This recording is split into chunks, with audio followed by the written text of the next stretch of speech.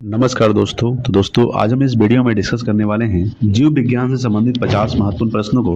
तो चलिए शुरू करते हैं आज का सबसे पहला सवाल से। सबसे पहला सवाल है कि शरीर के अंदर रक्त को जमने से रोकता है, याद रखिएगा, हिपैरिन नामक प्रोटीन। ठीक है, हिपैरिन नामक प्रोटीन जो है शरीर के अंदर रक्त को जमने से रोकता है दोस्तों। ठीक है, अब हम लोग डिस्कस करने वाले हैं रक्त कणिकाएं। ठीक है, रक्त कणिकाएं से संबंधित महत्वपूर्ण प्रश्नों को देखेंगे। सबसे पहला सवाल है आज का।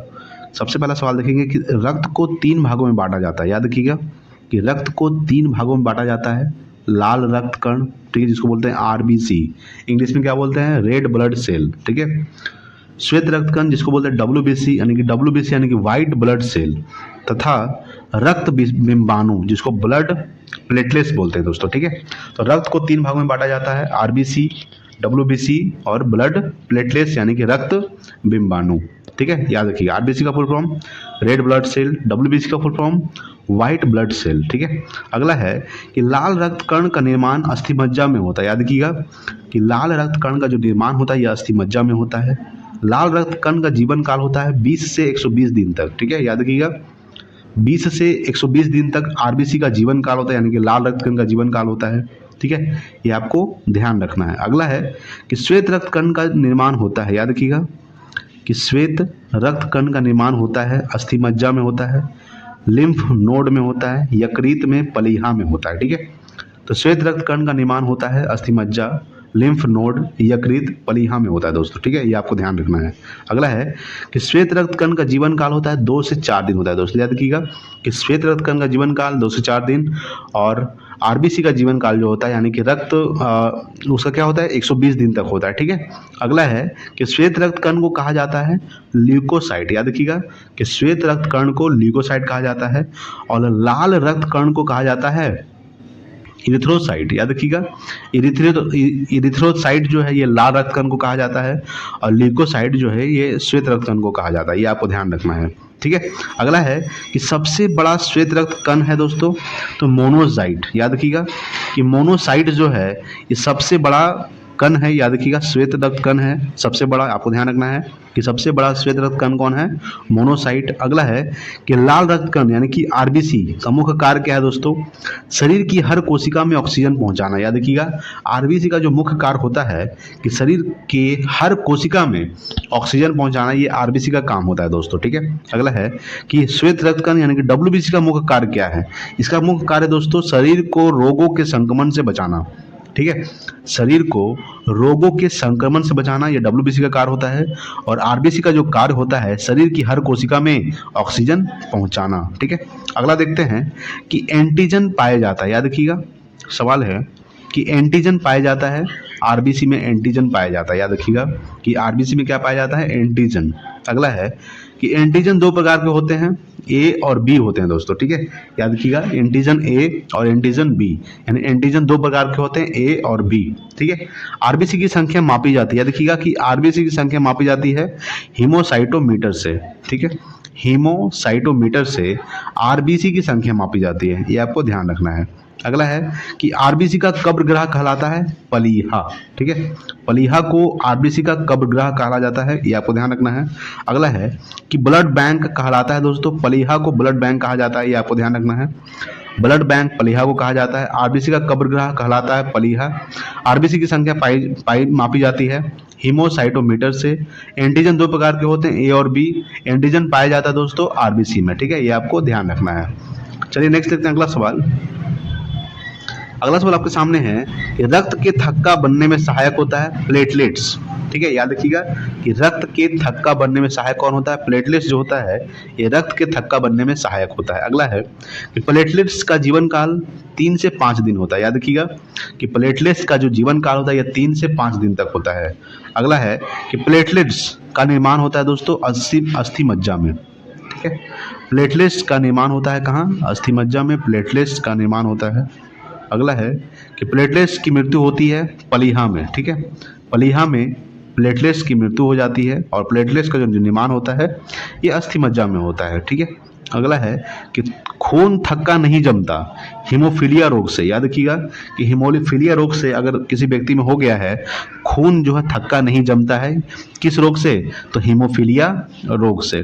ठीक है, ये आपको ध्यान में रखना है। अगला सवाल दोस्तों कि रक्त थक्का बनने में सहायक विटामिन कौन सा है दोस्तों? यानी कि रक्त थक्का बनने में जो सहायक विटामिन है वो विटामिन के है। याद रखिएगा, विटामिन के की कमी से कौन सा रोग होता है? रक्त का थक्का नहीं बनता है दोस्तों विटामिन के की कमी से। विटामिन के का जो रासायनिक नाम होता है फिलोक्विनोन होता है। क्या होता है? फिलोक्विनोन विटामिन के का रासायनिक नाम होता है। रक्त थक्का बनने में सहायक कौन विटामिन होता है? विटामिन के। अगला है कि लाल रुधिराणु नहीं बनते हैं तो थैलेसीमिया रोग में। याद रखिएगा कि थैलेसीमिया रोग में लाल रुधिराणु नहीं बनते हैं। अगला है दोस्तों कि रक्त में WBC की अत्यधिक मात्रा में उपस्थित कहलाती है तो ल्यूकेमिया कहलाती है। क्या कहलाती है? ल्यूकेमिया। सवाल क्या है कि रक्त में WBC की अत्यधिक मात्रा में उपस्थिति कहलाती है ल्यूकेमिया कहलाती है। ठीक है, हम लोग देखने वाले हैं रक्त वर्ग और समूह। ठीक है, इससे संबंधित कुछ महत्वपूर्ण प्रश्नों को देखेंगे। सबसे पहला सवाल है कि रक्त समूह होते हैं दोस्तों ए बी और ओ होते हैं, यानी कि 4 प्रकार के रक्त समूह होते हैं। याद रखिएगा ए बी और ओ। ठीक है, अगला है कि रक्त समूह की खोज किसने किया था? तो कार्ल लैंडस्टीनर ने किया था। याद रखिएगा कि रक्त समूह की खोज किसने किया था? कार्ल लैंडस्टीनर ने रक्त समूह की खोज किए थे। अगला है लैंडस्टीनर को नोबेल पुरस्कार मिला 1930 में मिला था। याद रखिएगा कि 1930 में लैंडस्टीनर को नोबेल पुरस्कार दिया गया था। अगला है कि सर्वदाता रक्त समूह है दोस्तों ओ। याद रखिएगा ओ जो है ये सर्वदाता रक्त समूह, यानी सभी को रक्त दे सकता है। और एक होता है दोस्तों सर्वग्राही रक्त समूह। कौन सा है? तो ए बी जो है ये सर्वग्राही है। और सर्वदाता कौन है दोस्तों? तो ओ जो है ये सर्वदाता है। ठीक है, ये आपको ध्यान रखना है। अगला सवाल देखेंगे हम लोग। अगला सवाल है कि RH फैक्टर संबंधित है। याद रखिएगा RH फैक्टर संबंधित है रक्त से। याद रखिएगा RH फैक्टर संबंधित है रक्त से। अगला है कि RH फैक्टर की खोज किसने किया था? लैंडस्टीनर व वीनर ने 1940 में सीसस बंदर में। ठीक है, याद रखिएगा कि RH फैक्टर की खोज किसने किया था? तो लैंडस्टीनर ने किए थे और वीनर ने किए थे। कब किए थे? 1940 में किए थे और रीसस बंदर में किए थे। ठीक है, ये आपको ध्यान रखना है। अगला है दोस्तों कि रक्त को शुद्ध करता है दोस्तों किडनी। याद रखिएगा विक जो है ये रक्त को क्या करता है? शुद्ध करता है। किडनी रक्त को शुद्ध करता है। ठीक है, चलिए अगला सवाल देखेंगे हम लोग। अगला सवाल आपके सामने दोस्तों, आइए देखते हैं अगला सवाल। ठीक है, अगला सवाल आपके सामने है कि वृक्क से प्रति मिनट औसत रक्त प्रवाह होता है। याद रखिएगा वृक्क से प्रति मिनट औसत रक्त प्रवाह होता है दोस्तों, यानी कि 1200 सीसी। याद रखिएगा 1200 सीसी जो है ये वृक्क से प्रति मिनट औसत रक्त का प्रवाह होता है। अगला है कि रक्त के शुद्धिकरण की प्रक्रिया है डायलिसिस। ठीक है, डायलिसिस जो है ये रक्त के शुद्धिकरण की प्रक्रिया है। याद रखिएगा। अब हम लोग देखने वाले हैं रक्त परिसंचरण। ठीक है, रक्त परिसंचरण से संबंधित महत्वपूर्ण प्रश्नों को देखेंगे इस वीडियो में। चलिए सबसे पहला सवाल देखते हैं कि रक्त परिसंचरण तंत्र की खोज किसने किया था? विलियम हार्वे ने किया था। याद रखिएगा कि रक्त परिसंचरण तंत्र की खोज किसने किया था? विलियम हार्वे ने 1628 में किया था। याद रखिएगा 1628 में विलियम हार्वे ने रक्त परिसंचरण तंत्र की खोज किए थे। अगला है कि शरीर में रक्त परिसंचरण करता है दोस्तों हृदय करता है। याद रखिएगा कि शरीर में रक्त परिसंचरण कौन करता है? हृदय करता है। अगला है कि रक्त में गैसों का आदान प्रदान करता है फेफड़ा। याद रखिएगा फेफड़ा जो है रक्त में गैसों का आदान प्रदान करता है, ये आपको ध्यान रखना है। ठीक है, अगला है कि मनुष्य का औसत रक्तदाब होता है 120/80। ठीक है, याद रखिएगा 120/80 जो है ये मनुष्य का औसत रक्तदाब होता है दोस्तों। ठीक है, वायुमंडलीय दाब से अधिक होता है। याद रखिएगा मनुष्य का जो औसत रक्तदाब होता है ये वायुमंडलीय दाब से अधिक होता है, 120/80 होता है मिमी। ठीक है, ये आपको ध्यान रखना है। अगला दोस्तों कि रक्तदाब मापने वाला यंत्र कौन सा है? स्फिग्मोमैनोमीटर। बहुत इंपॉर्टेंट सवाल है कि रक्तदाब मापने वाला यंत्र कौन है दोस्तों? स्फिग्मोमैनोमीटर जो है ये रक्तदाब मापने वाला यंत्र है। अगला है कि रक्तचाप नियंत्रित होता है एड्रिनल ग्रंथि से। याद रखिएगा कि रक्तचाप नियंत्रित होता है एड्रिनल ग्रंथि से। अगला दोस्तों व्यक्ति के वृद्धि होने पर रक्तचाप बढ़ता है, ये आपको ध्यान रखना है कि व्यक्ति के वृद्धि होने पर रक्तचाप क्या होता है दोस्तों? बढ़ता है। अगला है कि मानव शरीर में रक्त की अपर्याप्त आपूर्ति कहलाती है इस कीमिया कहलाती है। क्या कहलाती है? इस कीमिया, यानी शरीर में मानव शरीर में रक्त की अपर्याप्त आपूर्ति कहलाती है इस कीमिया कहलाती है दोस्तों, ये आपको ध्यान रखना है। ठीक है, चलिए अगला सवाल देखेंगे पाचन तंत्र। ठीक है, पाचन तंत्र से संबंधित महत्वपूर्ण प्रश्नों को देखने वाले हम लोग। सबसे पहला सवाल देखिए कि मनुष्य में, ठीक है, मनुष्य में पाचन प्रारंभ होता है तो मुख से मनुष्य में पाचन प्रारंभ होता है। जब हम लोग चबाना शुरू करते हैं मुंह से, उसी समय पाचन शुरू हो जाता है दोस्तों। अगला है कि मुख गुहा का पिछला भाग कहलाता है ग्रसनी कहलाता है। याद रखिएगा कि मुख गुहा का पिछला भाग कहलाता है ग्रसनी। ठीक है। अगला है कि पचे भोजन का अवशोषण छोटी आंत में होता है। याद रखिएगा कि पचे भोजन का जो अवशोषण होता है ये छोटी आंत में होता है। ठीक है। आंत की लंबाई होती है दोस्तों 22 फीट होती है लगभग। याद रखिएगा आंत की जो लंबाई होती है ये 22 फीट होती है लगभग। ठीक है। अगला है कि भोजन पचाने में सहायक होता है एंजाइम। याद रखिएगा कि भोजन पचाने में कौन सहायक होता है दोस्तों? एंजाइम जो है भोजन पचाने में सहायक होता है। अगला है कि अमाशय से, ठीक है, अमाशय से निकलने वाले जठर रस में कौन सा एंजाइम होता है? पेप्सिन एवं रेनिन होता है। याद रखिएगा कि अमाशय से निकलने वाले जठर रस में कौन सा एंजाइम होता है? पेप्सिन एवं रेनिन।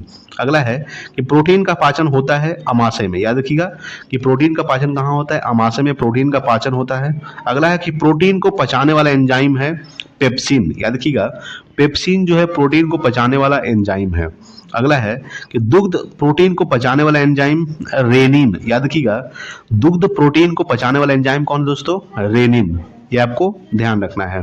चलिए अगला सवाल देखते हैं। अगला सवाल आपके सामने है कि मनुष्य की आहार नाल की औसत लंबाई होती है दोस्तों 8 से 10 मीटर होती है, लगभग 30 फीट होती है। याद रखिएगा कि मनुष्य के आहार नाल की जो औसत लंबाई होती है ये 8 से 10 मीटर होती है, लगभग 30 फीट होती है। ठीक है। अगला है कि आहार नाल में स्टार्च के पाचन में अंतिम उत्पाद है माल्टोज। याद रखिएगा कि आहार नाल में स्टार्च के पाचन में अंतिम उत्पाद है मल्टोज। ठीक है।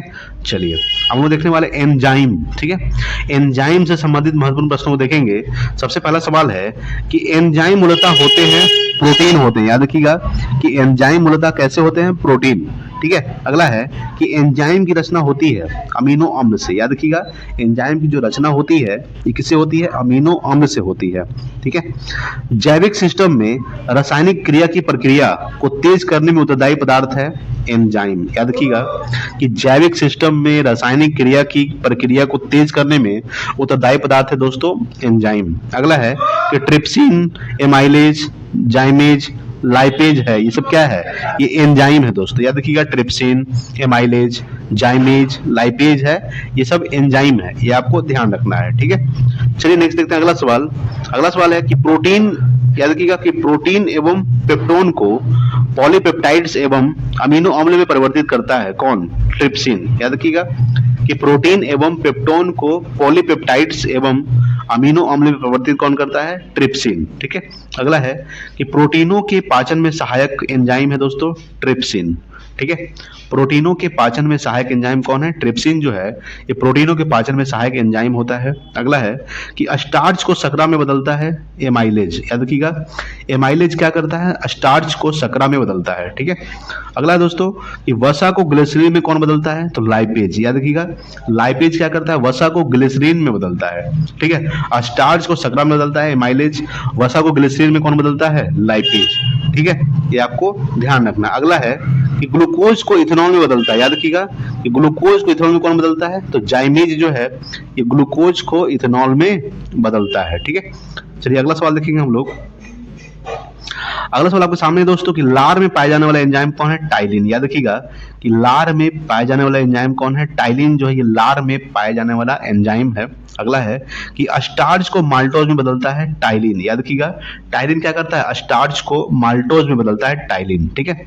लार सहायक करती है, याद रखिएगा लार सहयोग करती है स्टार्च के पाचन में। याद रखिएगा कि लार सहयोग करती है स्टार्च के पाचन में। लार क्या करती है? सहयोग करती है। अब हम लोग देखने वाले हैं मानव शरीर से संबंधित महत्वपूर्ण प्रश्नों को। ठीक है। चलिए सबसे पहला सवाल है आज का कि मानव शरीर का सबसे बड़ा अंग है दोस्तों त्वचा। याद रखिएगा कि मानव शरीर का सबसे बड़ा अंग क्या है? त्वचा जो है मानव शरीर का सबसे बड़ा अंग है। अगला है त्वचा का रंग किसके कारण होता है? मेलानिन के कारण। याद रखिएगा त्वचा का जो रंग होता है ये किसके कारण होता है? तो मेलानिन के कारण त्वचा का रंग होता है दोस्तों। ठीक है। अगला है त्वचा की ऊपरी सतह कहलाती है एपिडर्मिस कहलाती है। याद रखिएगा त्वचा की जो ऊपरी सतह कहलाती है एपिडर्मिस। अगला है कि मास्टर ग्रंथि कहलाता है पिट्यूटरी यानी कि पीयूष ग्रंथि। ठीक है, मास्टर ग्रंथि कौन कहलाता है? पिट्यूटरी ग्रंथि यानी कि पीयूष। अगला है कि शरीर की सबसे बड़ी हड्डी फीमर, जो जांघ की हड्डी होती है, याद रखिएगा कि शरीर की सबसे बड़ी हड्डी फीमर होती है जो जांघ में होती है। अगला है कि शरीर की सबसे छोटी हड्डी स्टेपिस होती है दोस्तों, जो कान में होती है, ये आपको ध्यान रखना है। ठीक है, चलिए नेक्स्ट देखते हैं। सबसे मजबूत हड्डी होती है दोस्तों, याद रखिएगा शरीर की सबसे मजबूत हड्डी जबड़े की हड्डी होती है, जो शरीर की सबसे मजबूत हड्डी होती है। अगला है कि मानव हड्डियों में सर्वाधिक मात्रा में पाया जाता है कैल्शियम फास्फेट पाया जाता है। याद रखिएगा कि मानव हड्डियों में सर्वाधिक मात्रा में पाया जाता है कैल्शियम फास्फेट। अगला है कि कान में हड्डियों की कुल संख्या कितनी होती है? 6 होती है दोस्तों, याद रखिएगा। ठीक है, अगला है कि मानव शरीर का कठोरतम भाग होता है दांत की शिखर की एनामेल हड्डी। याद रखिएगा कि दांत की शिखर की एनामेल जो हड्डी होती है, ये मानव शरीर का सबसे कठोरतम भाग होता है। ठीक है, ये आपको ध्यान रखना है। अगला देखते हैं हम लोग अस्थियों का अध्ययन। ठीक है, अस्थियों का अध्ययन कहलाता है ऑस्टियोलॉजी, यानी कि हड्डियों का जो अध्ययन है ये ऑस्टियोलॉजी कहलाता है। अगला है कि शरीर में हड्डियों की कुल संख्या कितनी होती है? 206 होती है। शरीर में कुल हड्डियों की संख्या कितनी होती है? 206। अगला है कि नवजात शिशु में हड्डियों की कुल संख्या कितनी होती है? 300 होती है। ठीक है, नवजात शिशु में हड्डियों की कुल संख्या 300 होती है। अगला है कि मानव खोपड़ी में हड्डियों की कुल संख्या 28 होती है। याद रखिएगा कि मानव खोपड़ी में हड्डियों की कुल संख्या कितनी होती है? 28। ठीक है, अगला है कि मनुष्य में पसलियों की कुल संख्या कितनी होती है? तो 12 जोड़ी होती है। याद रखिएगा कि मनुष्य में पसलियों की जो कुल संख्या होती है ये 12 जोड़ी होती है दोस्तों। ठीक है, अगला है कि शरीर में मांसपेशियों की कुल संख्या कितनी होती है? 639 होती है। याद रखिएगा पसलियों की कुल संख्या 12 जोड़ी, शरीर में मांसपेशियों की कुल संख्या 639 होती है दोस्तों। अगला हम लोग देखने वाले हैं उपास्थि पाया जाता है। याद रखिएगा उपास्थि पाया जाता है नाक में पाया जाता है। याद रखिएगा नाक में उपास्थि पाया जाता है। याद रखिएगा अगला है कि शरीर में अमीनो अम्ल की कुल संख्या कितनी होती है? 20 होती है दोस्तों। ये आपको ध्यान रखना है कि शरीर में अमीनो अम्ल की जो कुल संख्या होती है ये 20 होती है। अगला है कि मानव शरीर में जल की मात्रा 65 से 80% होता है। याद रखिएगा कि मानव शरीर में जो जल की मात्रा होती है 65 से 80% होती है। अगला है कि शरीर की सबसे छोटी ग्रंथि है पिट्यूटरी ग्रंथि। ठीक है, पिट्यूटरी ग्रंथि जो दोस्तों ये शरीर की सबसे छोटी ग्रंथि है, ये आपको भी ध्यान रखना है। अगला है कि मानव शरीर का कठोरतम भाग होता है इनामेल, ये दांत की ऊपरी परत होता है दोस्तों। याद रखिएगा ये दांत की जो ऊपरी परत होता है इनामेल, ये मानव शरीर का सबसे कठोरतम भाग होता है दोस्तों, ये आपको ध्यान रखना है। अगला है कि टीबिया नामक हड्डी पाई जाती है टांग में पाई जाती है। याद रखिएगा टिबिया नामक हड्डी कहाँ पाई जाती है? टांग में। अगला है कि मानव शरीर का वह अंग जिसमें हड्डियों की संख्या सर्वाधिक होती है अंगुली में। ठीक है, याद रखिएगा कि मानव शरीर का वह अंग जिसमें हड्डियों की संख्या सर्वाधिक होती है अंगुली में हड्डियों की जो संख्या होती है वो बहुत ज्यादा होती है। ठीक है, अगला है कि शरीर में प्रचुर पाए जाने वाला तत्व कौन सा दोस्तों? ऑक्सीजन जो है ये शरीर में प्रचुर मात्रा में पाया जाने वाला है ऑक्सीजन। ठीक है, अगला है कि मानव शरीर का सामान्य ताप होता है तो 98.6 डिग्री फ़ारेनहाइट या 37 डिग्री सेल्सियस या 310 केल्विन होता है। ठीक है, ये मानव शरीर का सामान्य ताप होता है दोस्तों। चलिए अगला सवाल देखेंगे हम लोग। अगला सवाल है कि मनुष्यों में मेरुदंड से कितनी जोड़ी तंत्रिका निकलती है? तो 31 जोड़ी। याद रखिएगा कि मनुष्यों में मेरुदंड से कितनी जोड़ी? तो 31 जोड़ी तंत्रिका निकलती है। अगला है कि मनुष्यों में श्वसन दर होता है 16 से 18 बार, यानी कि 1 मिनट में 16 से 18 बार मनुष्य सांस लेता है दोस्तों। ठीक है, अगला है कि शिशुओं में श्वसन दर 44 बार प्रति मिनट, यानी कि 44 बार प्रति मिनट कौन लेता है? शिशु जो बच्चा होता है वो 44 बार 1 मिनट में सांस लेता है। ठीक है, ये ध्यान दीजिएगा। अगला है कि पैर में हड्डियों की कुल संख्या होती है 60। याद रखिएगा कि पैर में हड्डियों की जो कुल संख्या होती है 60 होती है। ठीक है, चलिए नेक्स्ट देखते हैं अगला सवाल आपके सामने है।